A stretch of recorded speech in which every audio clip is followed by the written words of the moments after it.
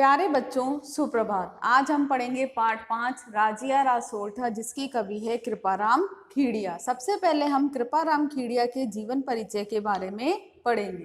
कृपाराम खीड़िया शाखा के चारण थे, यानी चारण उन्हें कहा जाता है जो राजाओं के आश्रय में रहते थे और क्या करते थे, राजाओं की कीर्ति, प्रसिद्धि और उनका यशगान किया करते थे। यानी वे लोग क्या कहलाते थे, चारण या भाट।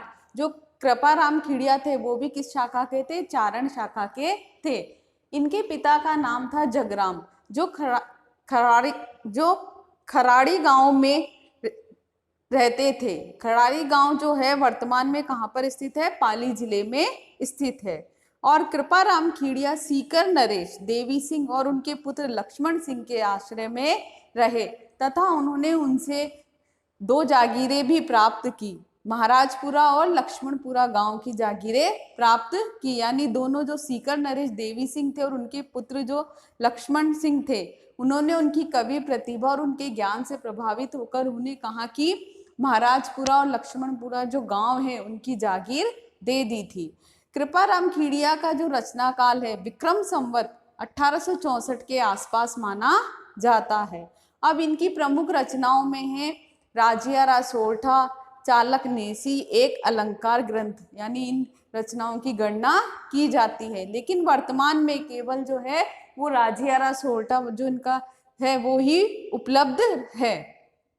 अब जो है राजिया रासोठा पाठ, यानी राजिया रासोठा कवि ने अपने सेवक राजाराम को संबोधित करके लिखा है। यानी कि जो उनका जो राजाराम था वो कवि का विश्वास पात्र और सेवा भावी सेवक था। राजाराम क्या था, निसंतान था, तो वह उदास रहता था कि संसार में मेरे मरने के बाद मेरा कोई भी नाम लेने वाला नहीं रहेगा। इसलिए कवि ने उन्हें किसको, राजाराम को विश्वास दिलाया कि मैं अपनी कविता के माध्यम से तुझे अमर बना दूंगा, ताकि क्या है कि लोग बाग इस दुनिया में हमेशा तुम्हारा नाम क्या रखेंगे, याद रखेंगे। इसलिए कवि ने किसको, राजाराम को संबोधित करके राजिया रासोठा की क्या की है, रचना की है। अब जो राजिया रासोठा है इसमें कितने सोठे, 140 सोठे सम्मिलित हैं और ये किस भाषा में है, राजस्थानी भाषा में। यानी राजिया रासोठा जो है वो राजस्थानी भाषा में लिखी गई है। ये था कृपाराम खीड़िया का जीवन परिचय और उनकी रचनाओं के बारे में परिचय। अब है पाठ परिचय यानी कि जो राजिया रासोठा पाठ है इसमें जो कवि के संकलित कितने सोठे सम्मिलित हैं, जो पाठ्यक्रम में 15 सोठे सम्मिलित हैं। अब संकलित अंश में कवि ने हमें हिम्मत, पराक्रम, सत्संगति यानी अच्छी संगति और मुसीबत आने व विपदा आने से पूर्व भी हमें क्या कर लेना चाहिए, उससे बचने का उपाय कर लेना चाहिए, मधुर वाणी में बोलना चाहिए, साथ ही साथ क्या करना चाहिए और सद्गुणों का क्या बताया है, सम्मान बताया है। यानी कि अच्छे गुणों का लोग बाग क्या करते हैं, सभी जगह क्या होता है, सम्मान होता है आदि, इन सबके महत्व के बारे में बताया है। अब है इनके सोठे। पहला सोठा है गुण अवगुण जिन गांव, सुने ने कोई सांभ ले, उन नगरी विच नाव रोही आछी राजिया। यानी जो ये प्रथम सोठा है इसमें बताया गया है कि जिस गांव में गुण और अवगुण के बीच कोई अंतर नहीं समझा जाता, वहां रहने से अच्छा है कि हमें कहाँ रहना चाहिए, निर्जन वन यानी एकांत स्थान में रहना अच्छा है। गुण अवगुण जिन गांव, यानी कृपाराम खीड़िया किसको संबोधित करते हुए, राजिया को संबोधित करते हुए, यानी हे राजिया कि जिस गांव में गुण अवगुण सुने ने कोई सांभले, सांभले यानी समझता है, सुने मतलब सुनता है, यानी जिस गांव में गुण और अवगुण के बीच कोई भी अंतर नहीं समझता है, यानी दोनों ही को ही गुण और अवगुणों को एक ही दृष्टि से देखा जाता है और उनके बीच जो अंतर है उसको नहीं समझता है।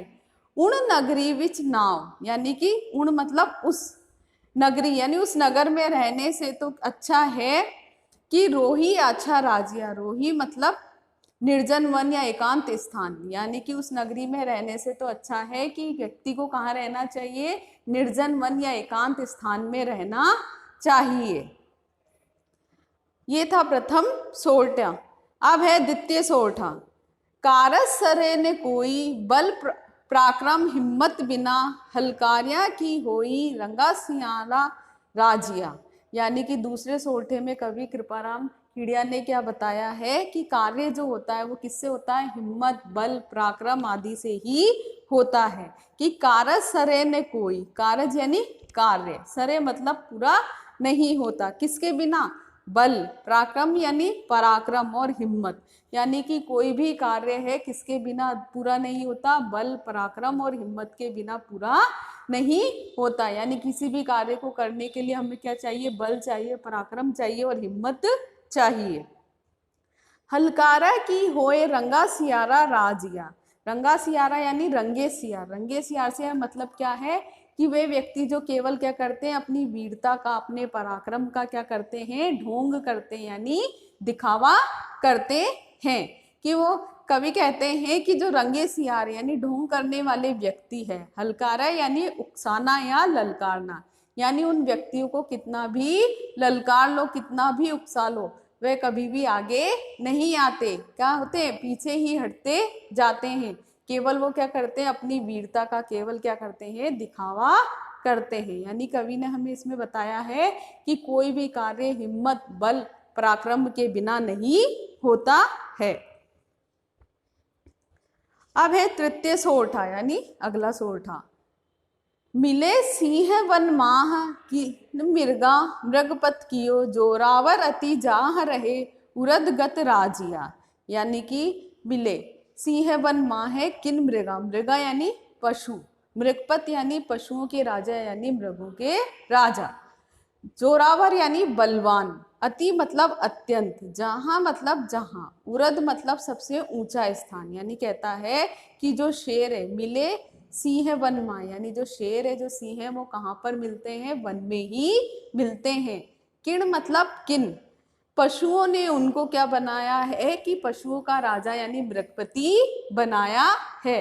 अर्थात वो कहते हैं कि जोरावर अति जाह रहे, बलवान, जोरावर शब्द का अर्थ क्या है, बलवान, शक्तिशाली या ताकतवर। यानी कि जो शेर है उसको ये स्थान किसके कारण मिला है, अपने बल के कारण ही मिला है। और उरद यानी सबसे ऊंचा स्थान, जो उसको क्या मिला है, पशुओं के जो राजा का स्थान मिला है, मृगपति का जो स्थान मिला है, वो शेर को किसके कारण मिला है, उसके बल और पराक्रम के कारण ही मिला है। इसी तरह जो व्यक्ति शक्तिशाली होता है, ताकतवर होता है, सभी उसका क्या करते हैं, सम्मान करते हैं, और वे ही व्यक्ति क्या पाता है, समाज में ऊंचा स्थान पाता है। अब है अगला सोरठा। आछा जुद अणपार धार खगा सम्मुख दसे, भोगे हुए भरतार रसा जी के नर राजिया।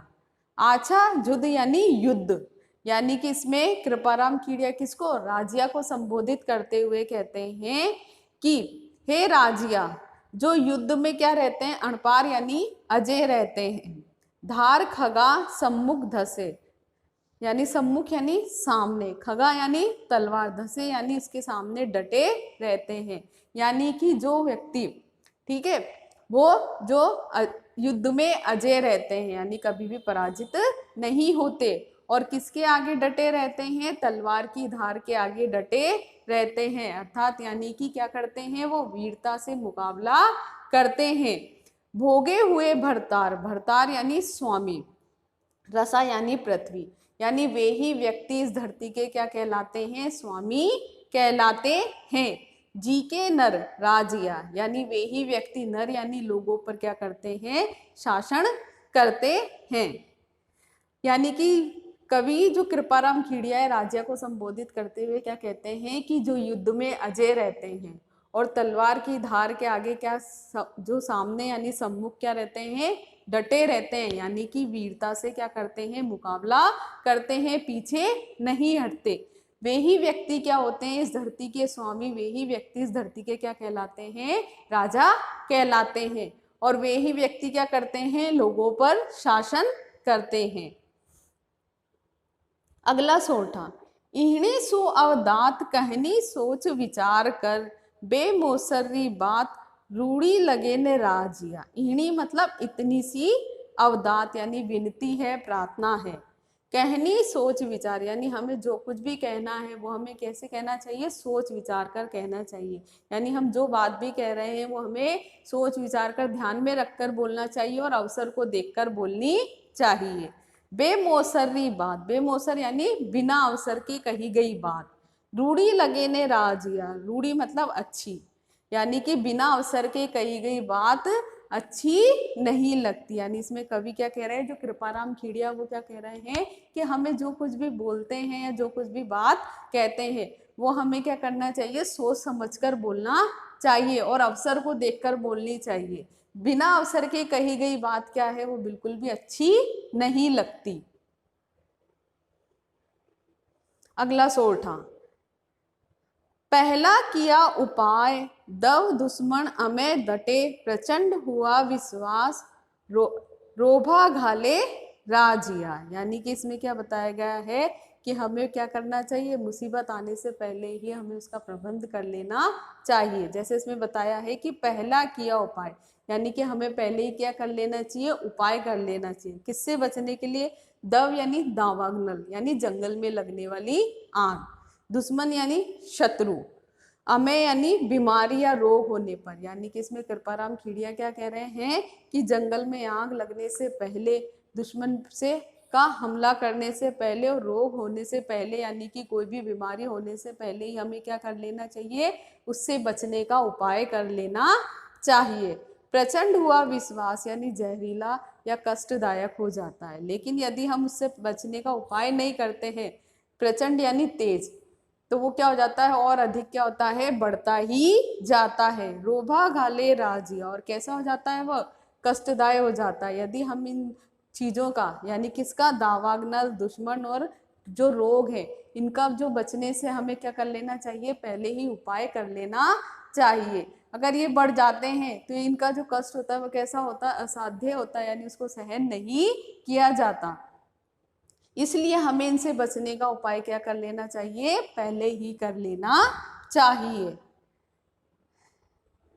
अगला सोरठा, हिम्मत कीमत होए बिना हिम्मत कीमत नहीं, करे न आदर कोई रद कागज जो राजिया। यानी कि इसमें क्या बताया है कि हिम्मत की ही कीमत है। जो शक्तिशाली व्यक्ति है वही व्यक्ति क्या होता है, आदर और सम्मान का पात्र होता है। कमजोर व्यक्ति का कोई भी सम्मान नहीं करता। हिम्मत कीमत होए बिना हिम्मत कीमत नहीं, यानी कि कीमत जो होती है यानी महत्व किसका होता है, हिम्मत का ही होता है। बिना हिम्मत कीमत नहीं, यानी बिना हिम्मत के कोई का, बिना हिम्मत कीमत नहीं, यानी बिना हिम्मत के कोई भी महत्व यानी उसकी कोई कीमत नहीं होती।